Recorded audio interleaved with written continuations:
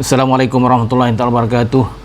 Sekali lagi kita bersama Pak Chu untuk merungkai satu perkara yang jarang sekali kita dengar, tentang kewujudan sesuatu bahan atau satu benda di negara kita.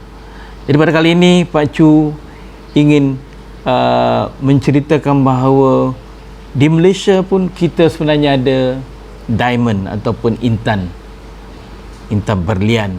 Kalau mengikut pada keadaan geologi di negara kita di Malaysia ini, tidak mungkin kita ada diamond ataupun berlian di negara kita. Tapi walau macam mana pun, kalau mengikut rekod yang ada di negeri Sarawak, iaitu di mana diamond ataupun intan dijumpai di Sungai Sarawak Kiri.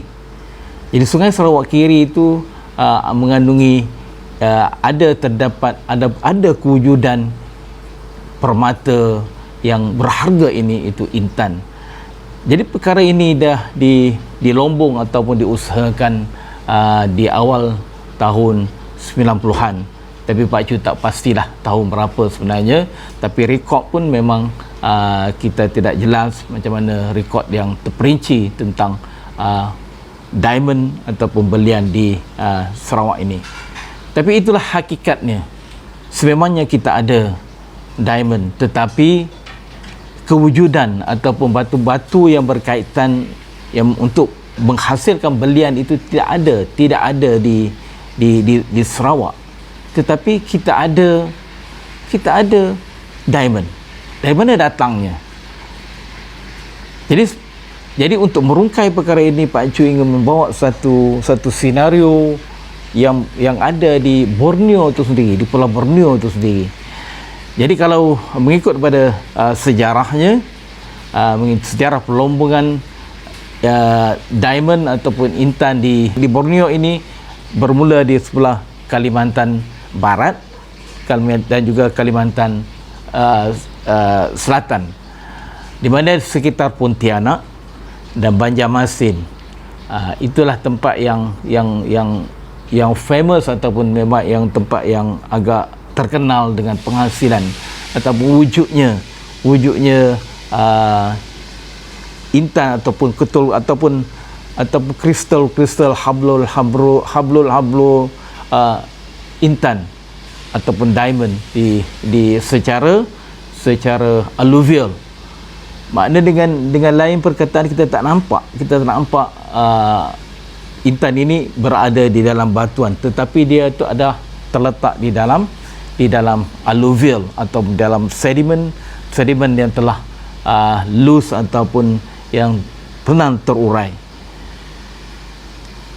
Yang rekod yang pertama sekali yang dihasilkan ataupun penulisan tentang diamond ini dan direkodkan lebih kurang dalam tahun 1880, di mana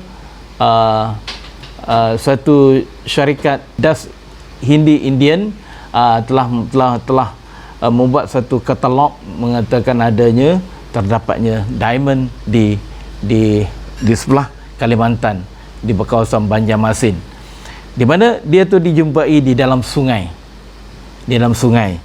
Dan kemudian apabila di kerja-kerja pengirikan berlaku, dia ternyata memang diamond ini banyak dijumpai di dalam kawasan Paya, di kawasan Banjarmasin itu. Jadi kita bayangkanlah, diamond ini tanpa sesuatu batu yang berkaitan dengannya, yang kita tak boleh nampak macam mana hubungan di antara diamond tadi dengan batuan yang berasosiasi dengan diamond. Ataupun sebagai contoh, kalau kita sebagai seorang geologis, kita mengatakan setiap kali adanya diamond, pastinya kita akan jumpa kimberlite. Apa itu kimberlite? Kimberlite adalah batu yang berasal daripada mantle atau benda-benda sarung bumi yang yang keluar ke dalam kerak bumi melalui satu pipe, atau kita panggil sebagai kimberlite pipe. Tetapi di sini kita tak nampak kimberlite pipe, tetapi yang kita cuma nampak adalah ketul-ketul atau kristal atau hablu diamond yang yang secara loose ataupun secara terurai yang dijumpai di dalam kawasan berpasir.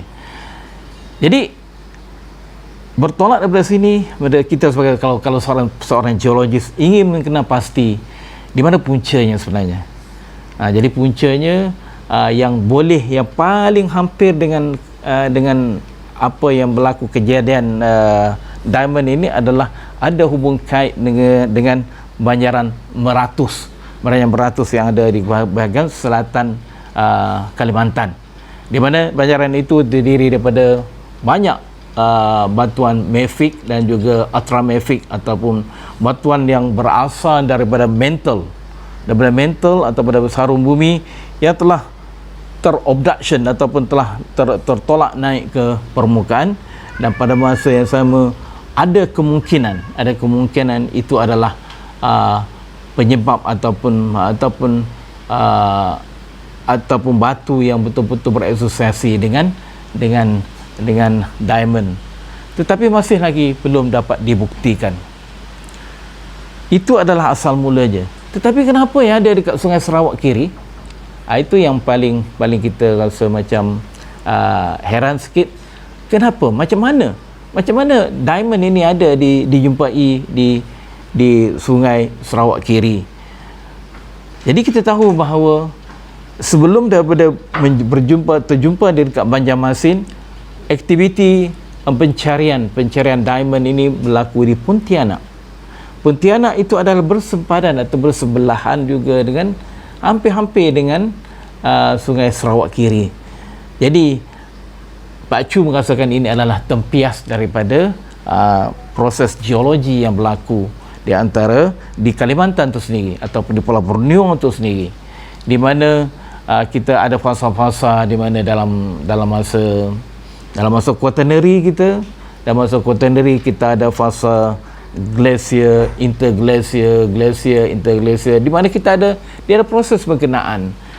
Kemudian kemungkinan semasa glacier diamond ini terperangkap di dalam ais dan kemudian dibawa oleh ais tu masuk ke dalam Sungai kiri, dalam Sungai Sarawak kiri, dan kemudian apabila ais itu mencair, dia akan terjatuhlah ketulan diamond tadi ke dalam Sungai Sarawak kiri. Itu saja yang agent, kemungkinan besar yang agent yang boleh mengangkut bahan berkenaan yang memindahkan daripada di Pontianak tu sampai ke di Sungai Sarawak kiri. Itu adalah analogi yang boleh kita tafsirkan kejadian berkenaan. Tapi walau macam mana pun satu kajian yang lebih terperinci mesti kita jalankan dengan teknologi terbaru ini. Kemungkinan kita boleh dapat mencari jawapan yang paling tepat bagaimana sebenarnya diamond yang berada di bahagian selatan Indonesia boleh dibawa ke Sungai Sarawak kiri dan sehinggakan Sarawak itu mendapat satu manfaat di mana perlombongan untuk mendapatkan diamond di kawasan Sungai Sarawak kiri itu telah berlaku pada awal dalam tahun 1900. Pak Chu pun tak tahu pasti bilakah benda ni berlaku. Tapi walau macam mana pun diamond ini memang dah dilaporkan terdapat di Pontianak itu lebih kurang dalam 600 Masehi lagi, dan kemudian diusahakan oleh orang-orang Melayu di Kalimantan itu, di kawasan di Pontianak itu dalam 700 tahun Masehi, dan dari situlah maka bermulalah proses pencarian secara besar-besaran di mana dengan masuknya penjajah dan sebagainya mengusahakan secara dalam skala yang besar. Tetapi proses ataupun pelombongan yang berkaitan dengan diamond di Kalimantan ini agak perlahan apabila penemuan penemuan diamond ataupun intan di Afrika terjadi di mana dekat dengan South Africa, di mana dijumpai kimberlite pipe, di mana terdapatnya banyak diamond di dalam kimberlite berkenaan. Maka